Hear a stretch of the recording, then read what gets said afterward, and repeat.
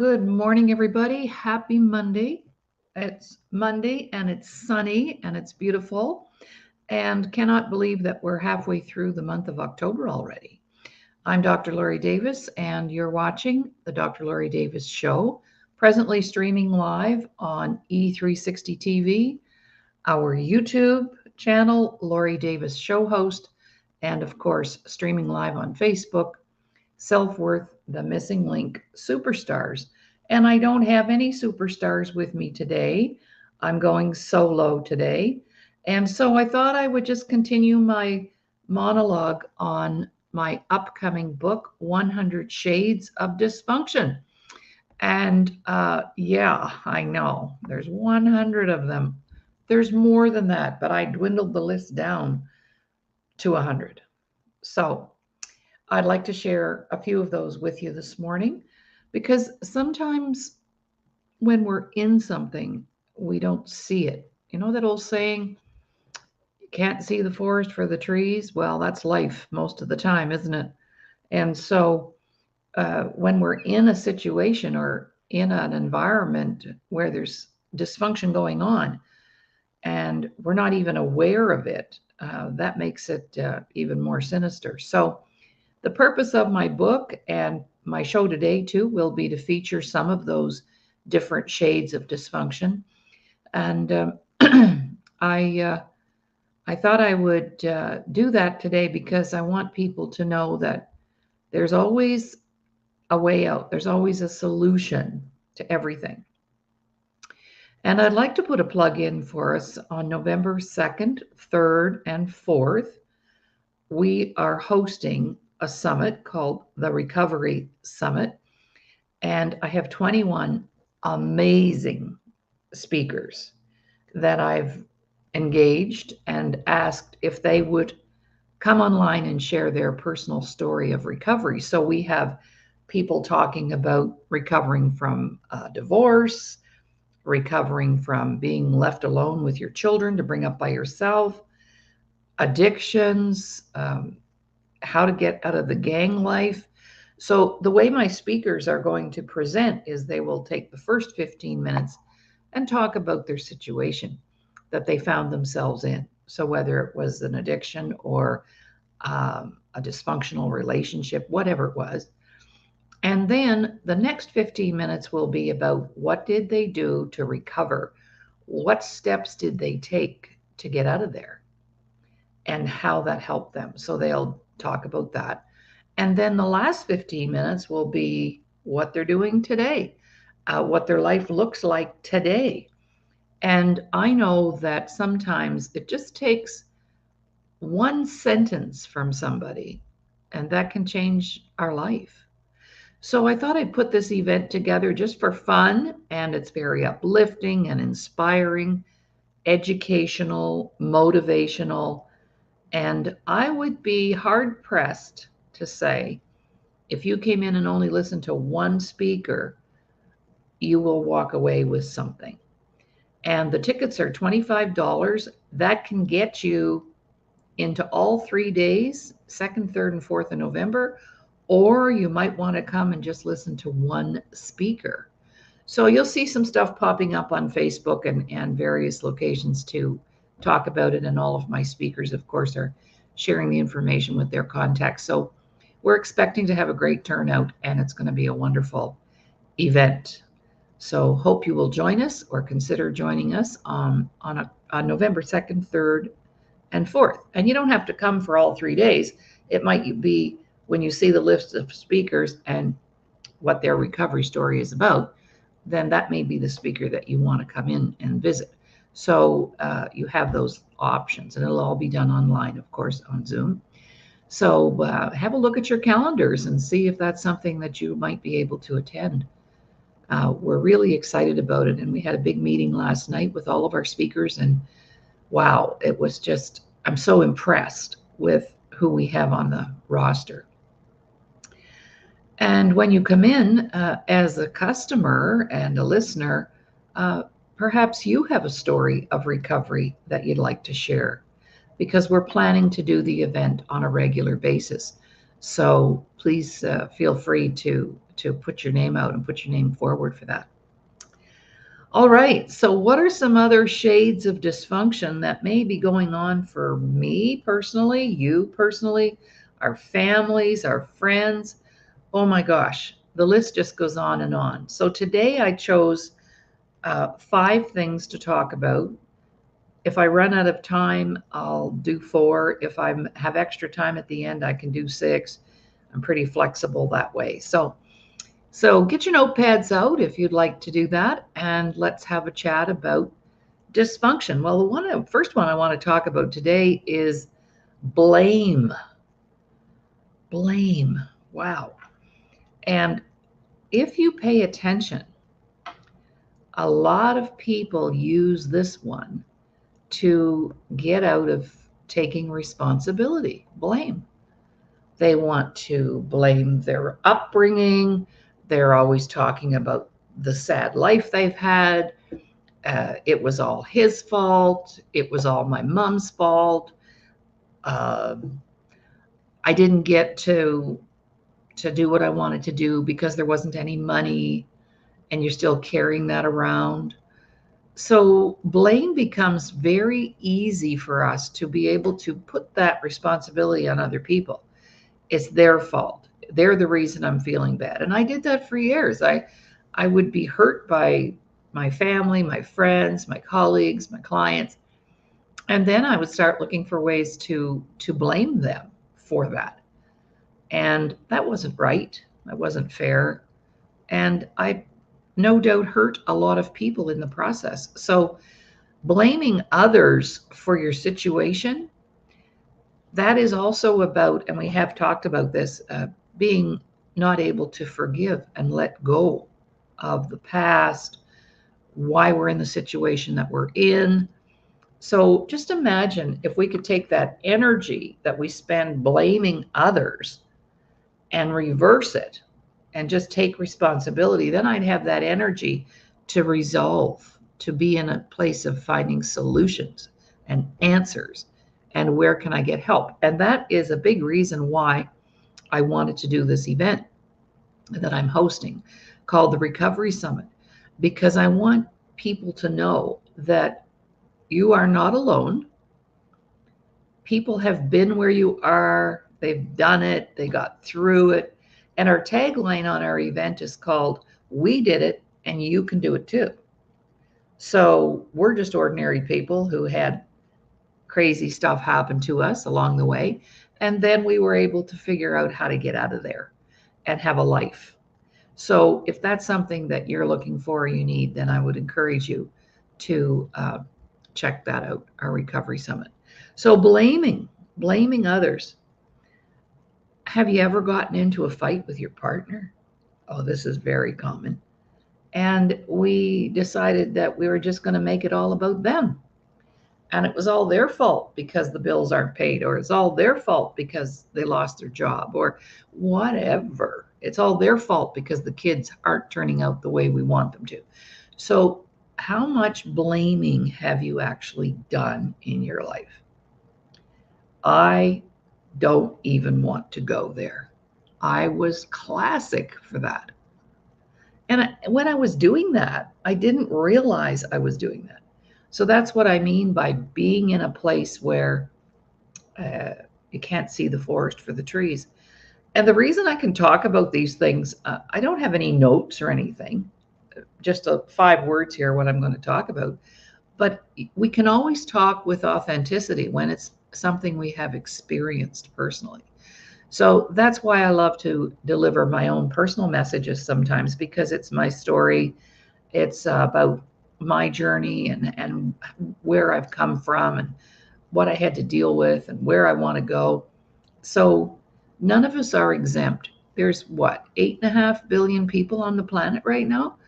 And truthfully, not one person is going to escape having some kind of what I call a setback or a loss or a disappointment.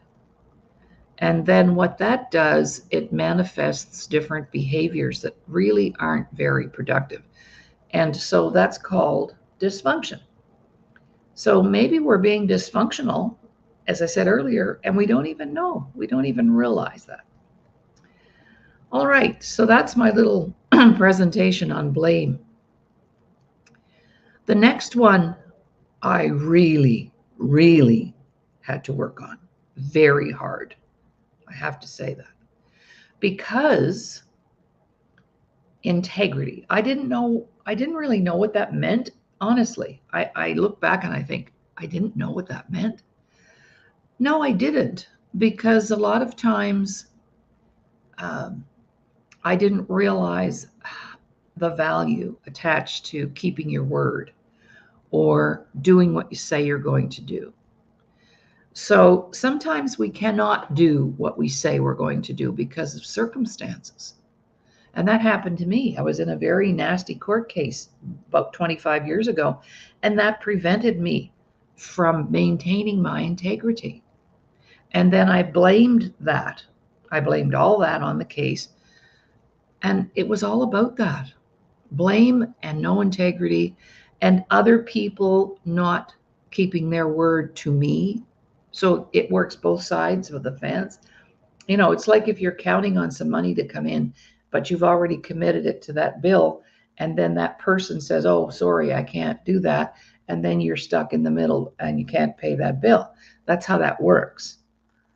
And I've had a lot of experience with that. Not just from my mouth, but from the mouths of others. People who told me one thing and they did something totally different. Have you ever had that happen to you? They said they were coming to dinner and then they didn't come, or and they didn't let you know. You were supposed to show up somewhere and you just decided at the last minute, no, they won't care if I'm there or not. So being chronically late is a part of that. Not showing up, not doing what we say we're going to do, even if it's the little tiniest thing. So what I had to do was I had to start from scratch and go, okay, I need to not overpromise and underdeliver. That was my style. I overpromised and then I couldn't deliver. So I had to turn that around and go, okay, I need to only say what I can do and not make promises that I can't keep. So that was a huge setback for me, both personally and professionally. I lost friends, I lost family, and I had to revisit my integrity. And it was hard. It was really hard because my go-to was to blame people, blame others, make it about them. I was really good at that. So I understand that if it's happening for you. And when people bring me an excuse, because that goes along with integrity, people who are always feeling the need to make an excuse. We can't do that because I can't go there because, just say, I'm unable to do that right now. And really, we don't really need to explain anything to anybody. Just telling our truth. I'm unable to be there, period. And so I started doing that. What I found was it kept me from making excuses. And boy, oh boy, when you're in business, and I'm in business, I've been in business a very long time, I listen to more excuses in the run of a day than you can even possibly imagine. Yeah. Over-promising and under-delivering, that is a dysfunctional behavior. And I was there. And I'm constantly checking up from the neck up. Okay, if I say I'm going to send that email, I better send that email. Even like that. Or if I say I'm going to get back to you, that I make sure I do. Start with little stuff, little things. We're going to have supper at 5:00, and you deliver the supper at 5:00. You don't say, "Oh, do you mind? I feel tired. How about supper? We do it at 6 or 7." I've done that. Said one thing and did something different, and that's called integrity. Saying what you're going to do and do it. If you say you're going to be somewhere, be there. If you say, I mean, life happens. I'm not saying you can do it every single time. Life happens. And sometimes things show up that you're not expecting, and you have to change your plans. And that's about being flexible. And that's a good thing. There's nothing wrong with that. But chronically, some people live their whole lives feeling the need to make excuses and blame others for where they are in life. And so those are two big shades of dysfunction. And if you're just joining us, we're talking today right out of our book, 100 Shades of Dysfunction. And we're so happy to be able to talk about that because I didn't realize I was so dysfunctional. And then I thought, how did I get here being so dysfunctional? A family, a business. It's just, I'll tell you, sometimes it's better luck than management, isn't it? So we're just trying to bring, we all know these things, but my job, I feel, is to bring it to the front burner so we can look at it and go, am I still there? Am I stuck there? Do I need to do something different? Because this isn't working for me right now. Exactly. The next one I want to talk about is talk. Well, I'm from the East Coast, and we have a saying on the East Coast: talk is cheap and rum costs money. And what does that mean? Well, it means a lot of people, well, first of all, let's address the talkaholic. Okay, the talkaholic.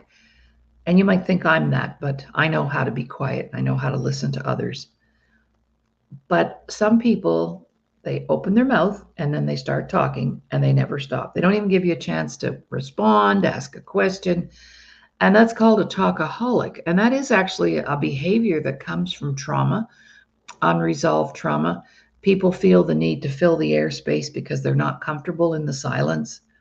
And so they start talking and they just talk about everything and anything and they don't care what it is and they can skip from one topic to another. Do you know anybody like that? Do you have anybody like that in your family? And they just never know how to be quiet. So incessant talking then leads to, and that's dysfunctional, believe it or not. And then that leads to people talking about things that they don't know anything about. They and I have a formula. You've heard people say, "Oh, well, they walk their talk." You heard that? So I think that is three different categories. The first one is you have people who talk the talk. So they just go on and on and on about everything and anything, and it's kind of superficial, and there's no really meaningful conversations because they're just too busy talking all the time about nothing. And usually it's not about anything that is important or is, what should I say, anything that you even want to hear, but they just feel that need to fill the dead air. Then there are people who talk the walk. So in other words, they know stuff and they have a formula or they have a book or they have a business or and they don't actually do it though. They just talk about it. So let me tell you what I do, and here's what I manage, and this is what my job looks like. And those are things that they know, but they're not walking it, they're just talking it. Let me tell you how to be a great parent. This is what I know, and blah blah. And they're very good at giving advice. They always have an opinion and they're telling you what to do. And that doesn't sit well with any of us because none of us want to be told what to do. Let's face it. And then the third category is walk the walk. So talk the talk and talk the walk are both dysfunctional. And being a talkaholic is dysfunctional. But when people walk their walk, in other words, they know their stuff, they're living it, it's evident in their life, then that's authentic and that's real and that's not dysfunctional.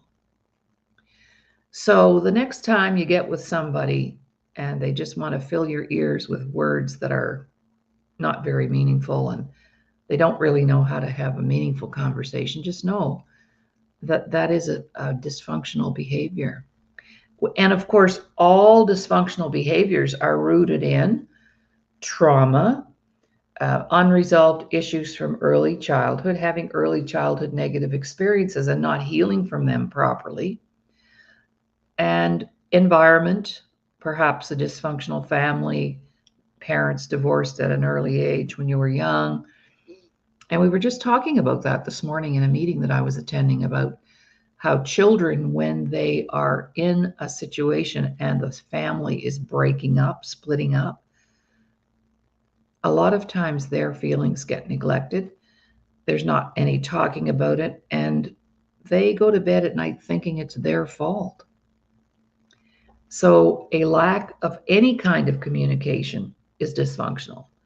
And I have clients who say to me, "Oh, Laurie, I don't want to go there." Well, the thing is, if you don't go there and face it, there's no healing ever going to take place, and you'll remain and continue to be dysfunctional. And when we're dysfunctional, that's not the best version of ourselves. That's, I look back and I think about things that I've said and done, and I go, yuck, who was that person? Who was that person? But that's what I had to do to get here, to grow and go. And I continue to work on myself all of the time. I don't think there's an arrival time on personal development or professional development. It's an ongoing journey. It's not I went to that counselor and now I'm fixed, or I went to that workshop and that took care of everything. No, no, no, not at all. There's no arrival time. So when people have stopped working on themselves, they've actually stopped growing. And then they become more dysfunctional because of it, because they're not being reminded of what they know and what they learned or what they've overcome, which is why I'm really excited about our event, our recovery summit. It's going to be so inspirational, educational, motivational, and these are real people with real stories telling A, the situation they were in, B, how they got out of there. So that's the how to. And then C, where they are today on the other side of all that. So it'll be really fun, and really, I'm looking so forward to it. And I hope you will join us. All right. So that's about the talking. And you might say, well, Laurie, you talk a lot. Woo, woo. Yes. Yes, I do when I'm on my show, because that's my job here. But I've gotten pretty quiet over the years, and I listen more than I talk. So it's been a big shift for me. And if I can do it, you can do it. You can do it too. All right, another area of dysfunction, and these are the obvious ones, the next two. And the first one I want to talk about is addictions. So what is an addiction? And what is an obsession? So if we have addictions and obsessions going on in our life, that's total dysfunction. So let's review some of what I would call addictions. Well, addictions and obsessions are basically rooted in the same thing: shame, a lack of healing, stuck in a place that you really need to get out of. So addictions become the response to trauma, to setbacks, to losses. I just lost my job, so I'm going to go to the liquor store and I'm going to get a 40-ouncer of something and I'm going to drink it tonight. That's dysfunctional. That's not solving the problem. That's actually adding to the problem, right? So what are the more common addictions? Well, things that we automatically think of: smoking, alcohol, drugs. But we have to look at others: gambling, internet, social media. In other words, we can't function. We don't think we can function without the addiction. I can't get through the day. I can't get through the night. But also other types of addictions are less obvious. So I could be and I've been called this, a workaholic. So anything with a holic on the end of it is not good. So alcoholic, workaholic, shopaholic, chockaholic, talkaholic, none of that's good. I mean, it's not functional. So a workaholic. Now, I got away with that because people interpreted that as me being ambitious, energized, engaged, wanting to make something of myself. So that was a good thing. But in fact, burying myself in my work was really dysfunctional because then I wasn't able to see what was going on around me some of the time. So work can be an addiction, an obsession. Maybe cleaning is your deal. You have to get every little speck of dirt and dust out of every little corner. And maybe we shower 3 times a day, or we change our outfits 3 or 4 times a day. I know people like that. They change their outfit 3 or 4 times a day.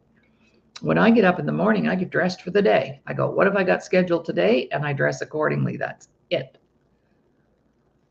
So dysfunction of, addictions become a big part of dysfunctional behavior. I might be addicted to another person, and I don't feel if anything ever happened to that person, I could get through. That's another type of addiction. Love, sex, rock and roll. There are many obsessions. A lot of people are obsessed over their children, for example. So it's extremely dysfunctional to be engaged in addictions and obsessions. So what are some of yours? What are some things are not good for you, don't support you? And as a matter of fact, I have a little personal story around that. I went to the gym on Saturday. Yay, building my muscle. And my trainer, sweet person, beautiful. She's just one muscle. That's all she is. And she's not very tall. And so we got talking about, at the end of my session, I was there for an hour, we got talking about self-help, and because she was interested in what I do. So we were talking, and she said, well, you know what my addiction was? And I said, what was that? She said, the gym.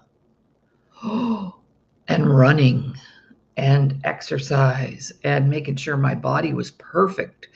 And so even that, your workouts, that can be addictive.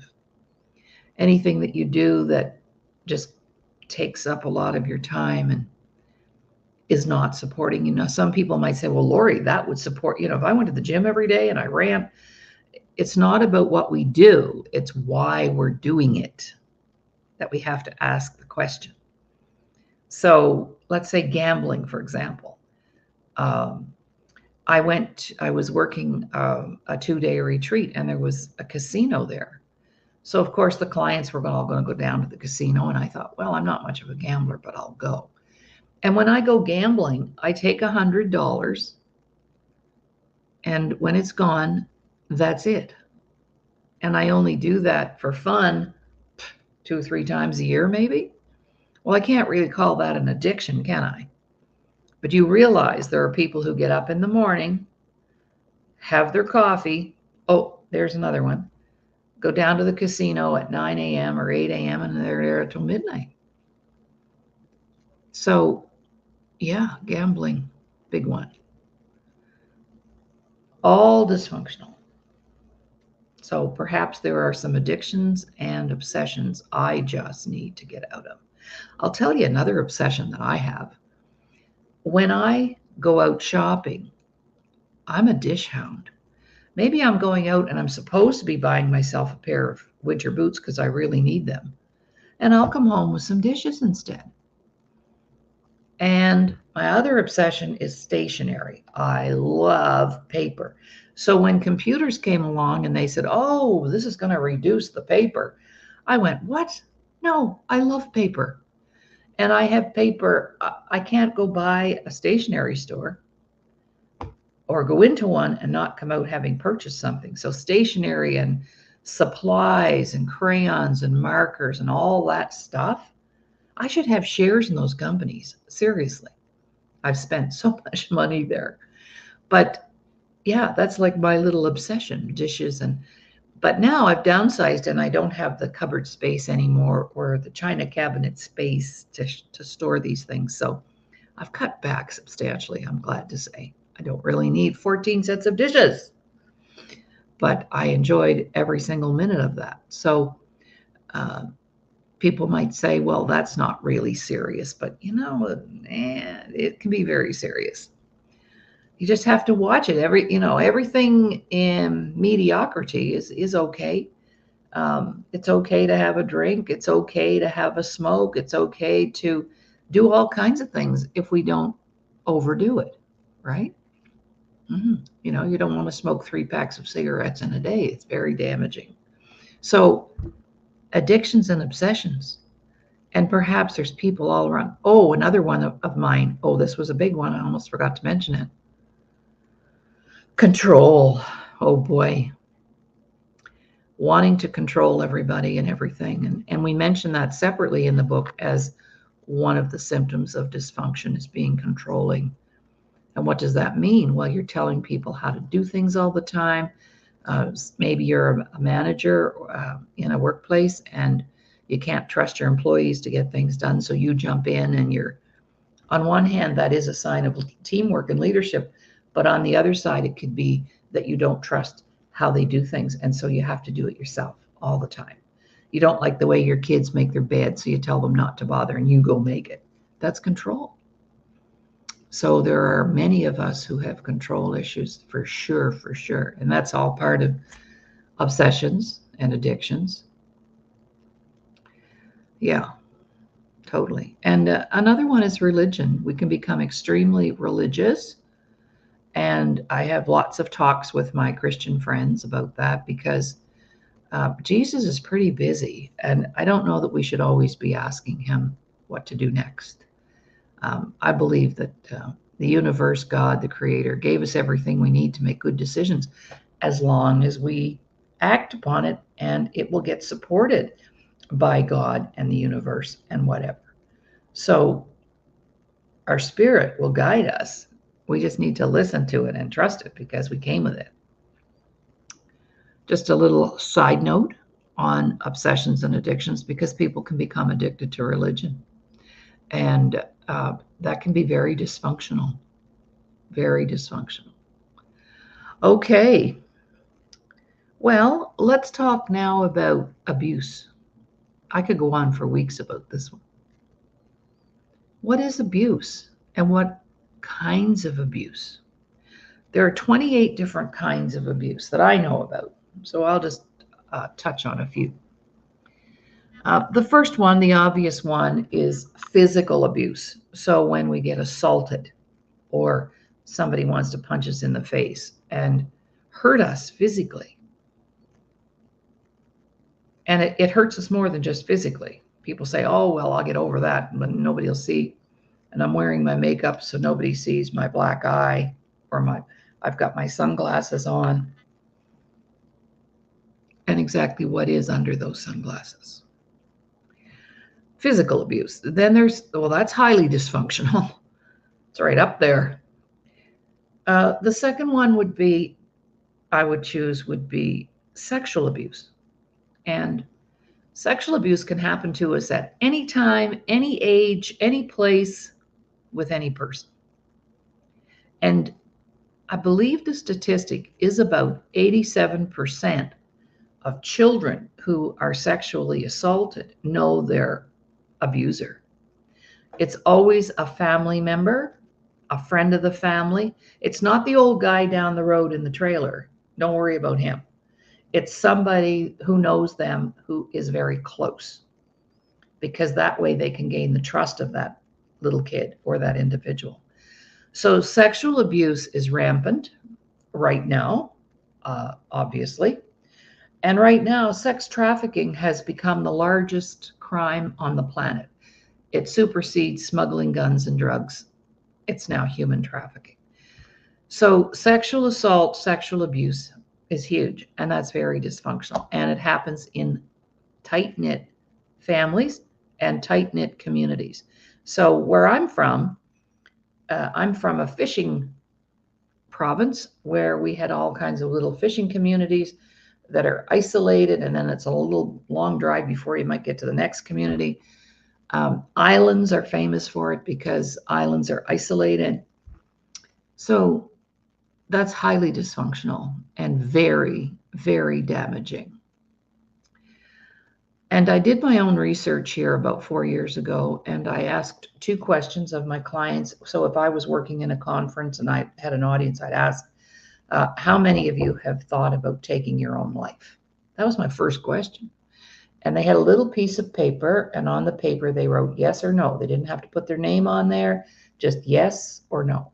I've thought about taking my life. And then the second question was, have you ever been sexually assaulted as a young person, teenager, or adult? And they would answer yes or no.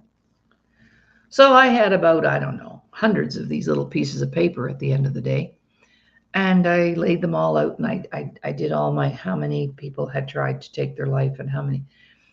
Anyway, it turns out this is the deal. If I had been sexually assaulted as a child, and I was a victim myself, so I know what I'm talking about there.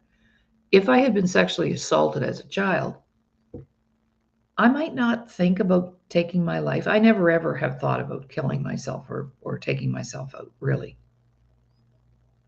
Not ever seriously at all. That may not happen.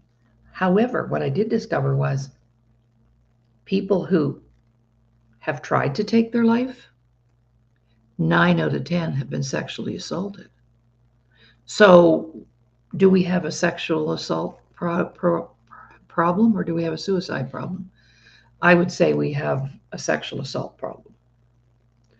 Because what happens when you're sexually assaulted, it becomes your secret. And also, to your perpetrator, can be very threatening. So, for example, if you tell your mother, I'll burn your house down, I'll even kill your mother if you tell her. And so children are left with, I can't tell anybody. And so they carry that shame, that burden, that secret for years and years and years. I did that myself. Mm-hmm. So I know. And then that leads to emotional abuse. This is the most sinister of all, I believe, because the emotional abuse, no one can see it. And some people call it mental illness. Some people call it being bipolar, schizophrenic, like whatever they want to call it. But the bottom line is these situations cause us to become emotionally abused. It happens a lot in relationships where you may have a giver and a taker, which really is what most coupled relationships look like. There's a giver and a taker. So the taker is basically the emotional abuser, because on one hand they're saying, oh my gosh, my love, I love you, I love you, you're the most beautiful thing in the world, and the next day he's smashing your face in, or he's speaking badly about you, and you don't know what to do with that, because we get a lot of mixed messages that way. And years ago, my first husband was in a mental institution for a couple of years, and he would phone me on the phone, and one phone call would be, oh my gosh, honey, I'm so sorry, none of this was your fault, and I'd get this big long story. And then the next conversation the next day would be, I'm coming to get you, and I'm coming to kill you. Really? That was emotional abuse. One day believing one thing. So maybe you're in that kind of a situation, and it doesn't have to be a marriage partner. It can be your family member, it can be your parents, it could be a brother, it could be a sister. And emotional abuse is extremely dysfunctional. Almost like that, psychologically, we would call it passive aggressive behavior. And I think I did. I was that for a while myself. And that comes from not having done any work on myself, not healing my hurts, not forgiving, all kinds of things. Because if you do something to hurt me, I'll forgive you like within 30 seconds. I don't carry that anymore. But I know people who have not forgiven me, but that's theirs, and I can't do anything about that, or I'm choosing not to. Because then every time I would try to do that, I'd get hurt again. So that was dysfunctional. That's emotional abuse. Verbal abuse leads to these other things. So name calling, uh, you stupid, whatever. When people verbally put us down and yell and say mean things to us, and when your children start to be verbally abusive, it needs to be corrected right away because that grows and gets bigger. It's just like a mushroom in a dark place, just gets bigger and bigger and bigger and bigger. So are we raising abusers, bullies? So those are kind of the four major ones. There's lots of others, but I think you're getting the picture, right? So being an abuser is dysfunctional, and being on the receiving end of an abuser is also dysfunctional. I had a mentor one time, and she said to me, you know what, Laurie? Hurt me once, shame on you. Hurt me twice, shame on me. In other words, first time a victim, second time a volunteer. And I've always tried to keep that on the front burner. You want to hurt me once? Okay. Hurt me twice. I'm pretty good with that one too. But if it's continuous, then I can't do that. Then I become the victim, and that's dysfunctional. So abuses, huge dysfunction. So what about your family? Let's have a look at your family. And I bet as I'm talking, or you listen to the broadcast later, excuse me, you will be able to make a list.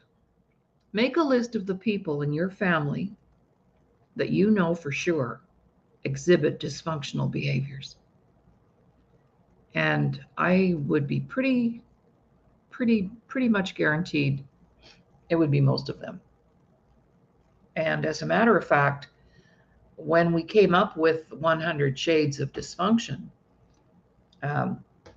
we were evacuated during the wildfires, and we were staying with friends of ours, and she and I were bored out of our gourd, so we sat down at the table, and I had a thought in the night because I was seeing a lot of dysfunction going on during the evacuation, and I thought, wow, okay, we're going to make a list of what we know to be dysfunctional behavior, and within 40 minutes, we had like over 100 things. And we didn't even have to go that far to figure it out. We looked at people in our family. We looked at people that who were living in the yard with us in their trailers, and we talked about the workplace. Wow, there's a whole pile of dysfunction going on there. Maybe at your workplace, organizations, dysfunctional boards. I actually used to do workshops for boards that were dysfunctional. People weren't on the same page. We called it a dysfunctional board. So we did that work back in the day. So dysfunction can show up in a lot of places for a variety of reasons, of course. So yeah, it's rampant right now, wouldn't you say, on the planet Earth, dysfunction? Just look at our political leadership. You don't have to watch too much of the news to recognize how dysfunctional we have become. And we can be dysfunctional in many aspects of our life. Maybe we've got one area of our life that's, pretty good.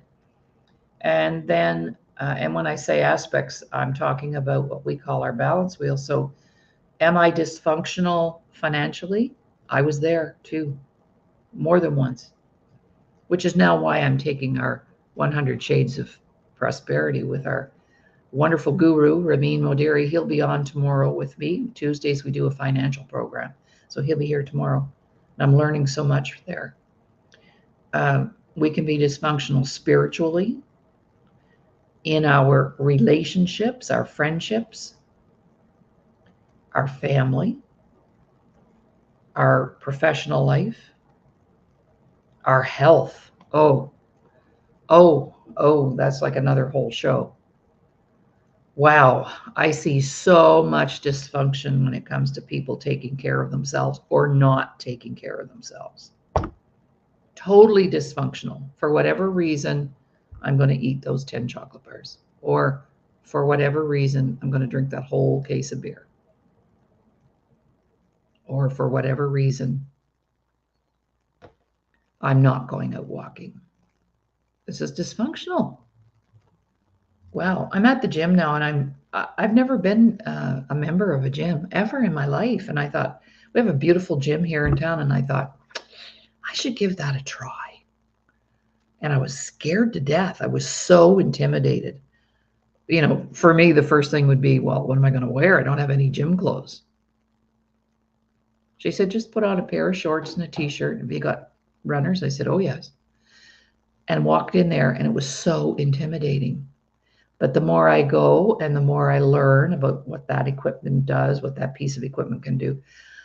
I went on Saturday for an hour, and I came home. I had so much energy. It was amazing. I couldn't believe it. But see, I was dysfunctional. You know why I didn't go to a gym? Because I sold myself on a tape. I don't like exercise. I believed that crap until now. I love it now. It's so interesting, I guess, more for me is what I'm learning about the muscles and the body and what we need to do to keep them strong as we age. And oh my gosh, I'm just like, that's what I mean. I'm always willing to work on myself. So right now I'm working on my physical because I had a round of cancer last year. That was scary. hmm I'm okay. I'm cancer free, but that was a wake up call. And why do we have to wait till we have a wake up call to do something different? How about that for being dysfunctional? Yikes, right? I'm going, whoa. So I'm working on that. And it's slow, but hey, I'm better this time. I lost 30 pounds. I'm feeling better this time of this year than I was this time last year when I was recovering. It's amazing what it takes for you to move into action. And it's like we always have to have the crises. But that crisis comes from the dysfunctional behaviors and beliefs. Like for me to believe I don't like exercise. And that was my excuse, which we talked about earlier, for not doing that. Wow. It's a beautiful life, isn't it? But we have to make it that way. And for some people, they can't even envision that or see that or experience that because everything is temporary and we don't have to be stuck in anything for long if we make the right decisions. And so that's my dysfunctional share for today. And the good news is if you are dysfunctional, behaving, I don't like to say you're dysfunctional, that's a label, but if we see and recognize and are aware that some of our beliefs and behaviors are dysfunctional, we can do something about it. But we can't change something that we don't know. So we have to know it first, then I can change it. Does that make sense? Lots of things I didn't know about myself. So I wasn't working on it because it wasn't even in my radar. But once I became aware, I am an action person, so I will take action in the direction of always feeling better, getting better, becoming the best version of myself. And we all have the right to do that in our own way, however we choose to do that. So that's my story, and I'm sticking to it. You can go in after the show. We're streaming live right now on E360 TV, Self-Worth the Missing Link, and our YouTube channel, Laurie Davis Show Host. Now, I was expecting a guest today, and she was unable to be here. So on the show title, it might be something different than what I did today, but I can always go solo if I have to. And sometimes life happens and people can't do what they say they did, which is okay because life happens, man. And but when it's a habit and you use it as a crutch to get out from under everything, then it's not good, not a good thing. All right, so that's all I have to say. Tomorrow and I say that's all I have to say, and then I just keep talking, right? So that's talking, which could be dysfunctional. We talked about that. So tomorrow, though, we'll have Ramin here, and we'll be talking on some aspect of finance. And I love the way that Ramin approaches the show, because what he did was he said, "Hey, let's talk about the 15 best places to retire." If you didn't see that show, you need to see it. The number one country was Portugal. I loved it, and number two country was Mexico, and the number three country was Panama. And I've actually considered that move. So another time he talked about movies, about money, all the money, like Moneyball, Traders, all those shows. Now, I don't know what he has in store for us tomorrow. He also reviewed the 20 top financial books that he's read and studied from. So it's kind of fun. And I look forward to that show. And I'm actually the listener mostly. And I take notes because the information is amazing. So thank you so much for the time and joining. And we'll look forward to seeing you back tomorrow. And have a great rest of the day. This is Dr. Laurie Davis, and saying goodbye for now.